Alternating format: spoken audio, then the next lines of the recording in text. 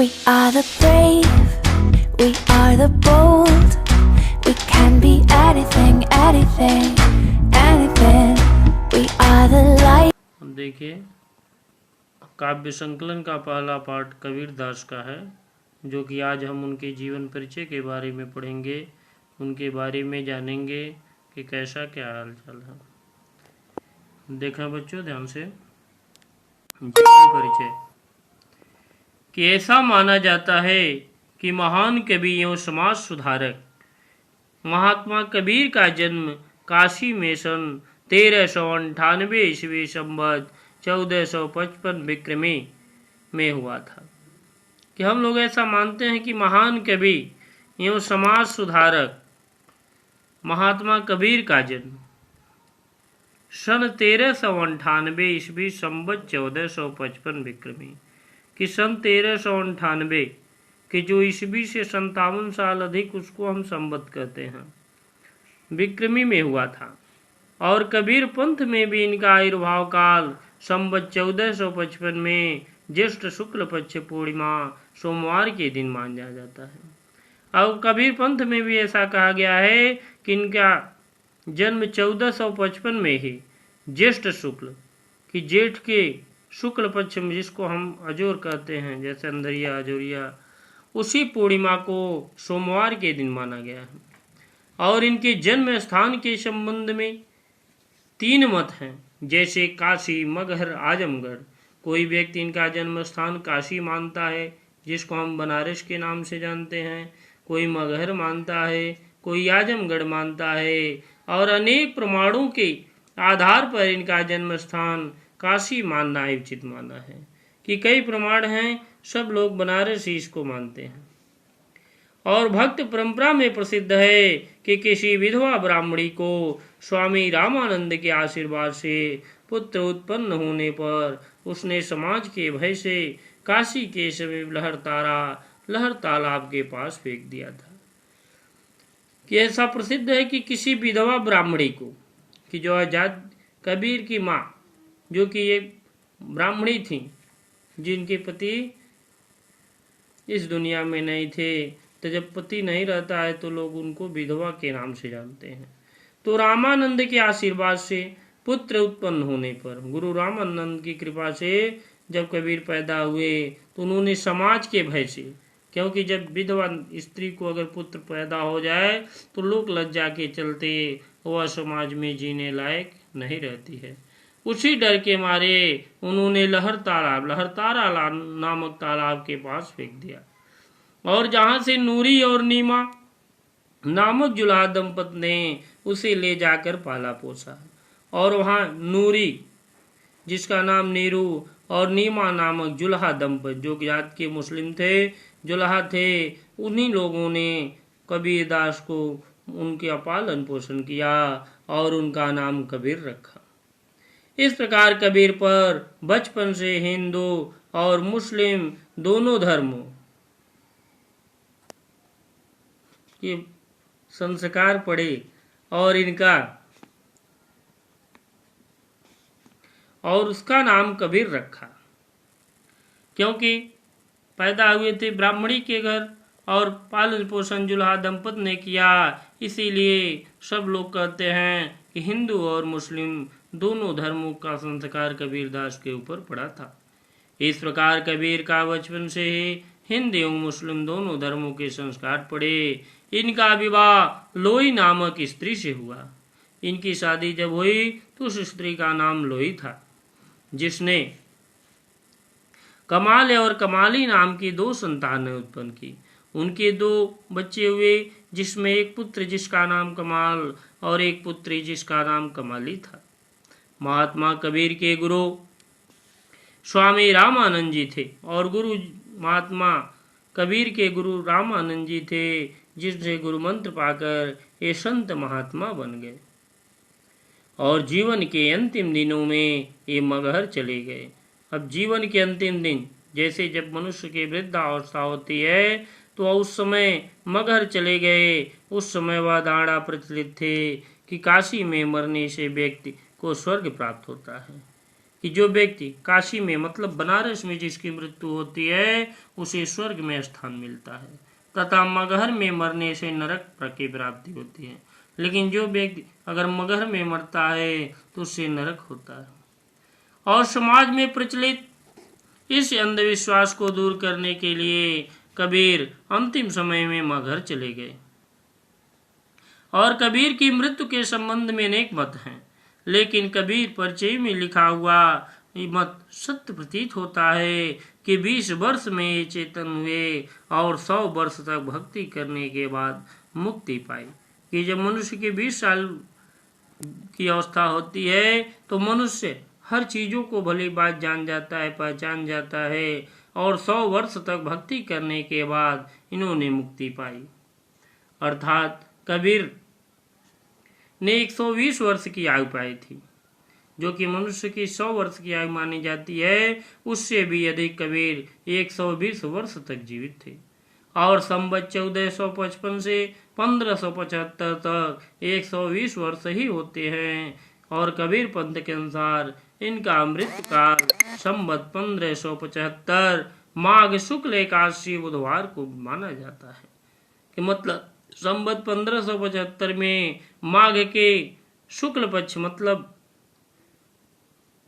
अजुरिया को एकादशी के दिन बुधवार को इनकी मृत्यु मानी जाती है। इनके शोक का संस्कार किस विधि से हो, इस बात को लेकर हिंदू मुसलमानों में विवाद भी हुआ।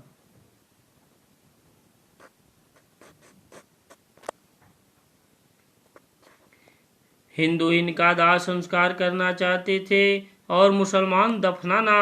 एक युंदी के अनुसार जब इनके 100 पर से कफन उठाया गया तो 100 के स्थान पर पुष्प राशि ही दिखाई दी, कि क्योंकि हिंदू चाहते थे हम इनको जला दें, मुस्लिम चाहते थे दफना दें। लेकिन जैसे ही 100 के देखा गया कि अब लोग ले लें, तो वहाँ देखा गया कि इनकी लाश कहीं चली गई और इनकी लाश की जगह फूल दिखाई दिए, जिसे दोनों धर्मों के लोगों ने आधा आधा बांट लिया और दोनों संप्रदायों में उत्पन्न विवाद समाप्त हो गया।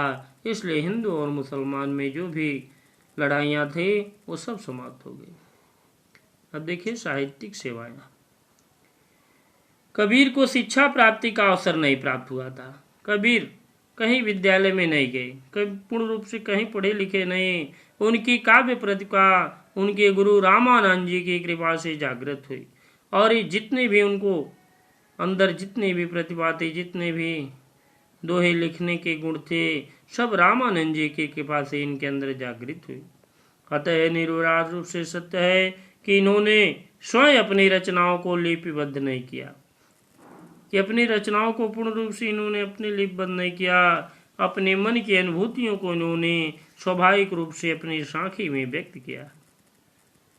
और अनपढ़ होते हुए भी कबीर ने जो काव्य सामग्री प्रस्तुत की वह अत्यंत विस्मयकारी है। कि पढ़े लिखे नहीं थे कबीर ज्यादा, ये भावना की प्रबल अनुभूति से युक्त उत्प्रेत रहस्यवादी समाज सुधारक पाखंड के आलोचक तथा मानवता की भावना से ओतप्रोत भक्ति काल के कवि थे। कबीरदास को उत्कृष्ट रहस्यवादी किया, बहुत सोच समझ के कोई कविता लिखते, समाज सुधारक कि सब लोग के अंदर एक सुधार आ जाए, पाखंड कोई पाखंड इनके अंदर नहीं था, आलोचक सबके जवाब देने वाले तथा मानवता की भावना से ओतप्रोत भक्ति काल के कवि थे। और अपनी रचनाओं में इन्होंने मंदिर, तीर्थाटन, माला, नमाज, पूजा पाठ आदि धर्म के बाहरी आचार व्यवहार तथा कर्म कांडों की कठोर शब्दों में निंदा की है। इन्होंने रचनाओं में लिखा है तीर्थाटन, मंदिर के तीर्थाटन, आप कहीं घूमने जा रहे हैं, मन सच्चा नहीं है, मंदिर में पूजा कर रही हैं, मन में इच्छा नहीं है, माला बांध रहे हैं, नमाज अदा कर रहे हैं, एक दूसरे की बुराई कर रहे हैं, पूजा पाठ कर रहे हैं, एक दूसरे की निंदा कर रहे हैं, तो वह धर्म के बाहरी आचार व्यवहार तथा व्यवहार तथा कर्म कांडों की कठोर शब्दों में निंदा की है। और सत्य प्रेम कि हमेशा सत्य बोलिए, एक दूसरे से प्रेम दर्शाइए, सात्विकता, हमेशा सत्य रहिए, पवित्रता, हमेशा अपने शरीर को पवित्र करिए। सत्संग, कहीं बढ़िया बढ़िया चीज हो रहा है, बढ़िया चीज़ों ज्ञान की प्राप्ति हो रही है। इंद्रिय निग्रह, हमेशा इंद्रियों को अपने बस में करिए। सदाचार, अपने से बड़ों का पालन करें। गुरु महिमा, जो गुरु की सेवा करें। ईश्वर भक्ति, जो भगवान से प्रेम करें, आदि पर विशेष बल दिया है। किन लोगों को ऊपर उन्होंने कहा है कि ये सब काम करें। आप देखिए रचनाएं कि कबीरदास ने कितने किताब लिखे हैं, क्या क्या है, कैसे है, ये सब बारे में देखिए। कि कबीर पढ़े लिखे नहीं थे, इन्होंने स्वयं स्वीकार किया है कि मसी कागज छुओ नहीं, कलम गहो नहीं हाथ। कि मैंने मसी कागज छुओ नहीं, कि कागज भी छुआ नहीं, कलम गहो नहीं हाथ, कलम से कभी लिखा नहीं। यद्यप कबीर की प्रमाणिक रचनाओं और इनके शुद्ध पाठ का पता लगाना कठिन कार्य है, फिर भी इतना स्पष्ट है कि ये जो कुछ गा उड़ते थे इनके शिष्य उसे लिख लिया करते थे। कि कबीरदास के मुख से जो भी चीज गाते थे वह उनके शिष्य अर्थात चेले उसको अपने शब्दों में नोट कर लेते थे। कबीर के शिष्य धर्मदास ने इनकी रचनाओं का बीजक नाम से संग्रह किया, जो कि कबीर के शिष्य थे, जिनके 3 भाग हैं। साखी, शब्द, रमैनी। साखी में देखें, यह संस्कृत साक्षी शब्द का विकृत रूप है। कि संस्कृत साक्षी का शब्द का विकृत रूप, उसका एक उदाहरण और धर्म उपदेश के अर्थ में प्रयुक्त हुआ है। कबीर की शिक्षाओं और सिद्धांतों का निरूपण अधिकार साखी में हुआ है। कि कबीर की शिक्षाओं और सिद्धांत का निरूपण अधिकार साखी में हुआ है। यह दोहा छंद में लिखा गया है, जो हम अभी इसके बाद पढ़ाया जाएगा। दूसरा शब्द, यह गेय पद है जिसमें पूरी संगीतात्मकता विद्यमान है। इसको हम गा करके पढ़ सकते हैं। इसमें उपदेशात्मकता के स्थान पर भावावेश की प्रधानता है, क्योंकि कबीर के प्रेम और अंतरक साधना की अभिव्यक्ति हुई है। कि इसमें कबीर के प्रेम और अंतरक साधना की पूर्ण रूप से इसका मिलाप हुआ है। रमैनी, यह चौपाई एवं दोहा छंद में रचित है। कि चौपाई में भी और दोहा में। इसमें कबीर के रहस्यवादी और दार्शनिक विचारों को प्रकट किया गया है। कि कबीर के रहस्यवादी और दार्शनिक विचार की जो सब लोग देखा, इन सब चीज़ों को रमैनी में प्रदर्शित किया गया है। भाषा शैली देखा, कबीर की भाषा मिली जुली भाषा है, कि जिससे हम सब लोग उसको भली बात पढ़ सकते हैं। जिसमें खड़ी बोली और ब्रज भाषा की प्रधानता है। कि खड़ी बोली भी है, ब्रज भाषा भी है। इनकी भाषा में अरबी, फारसी, भोजपुरी, पंजाबी, बुंदेलखंडी, ब्रज खड़ी बोली आदि विभिन्न भाषाओं के शब्द मिलते हैं। इनकी भाषा में अरबी भी कुछ मिलेगा, फारसी भी मिलता है, भोजपुरी मिलती है, पंजाबी मिलती है, बुंदेलखंडी भाषा मिलती है, ब्रज भाषा मिलती है, खड़ी बोली मिलती है। इन भाषाओं के शब्द इनकी भाषाओं में मिलते रहते हैं।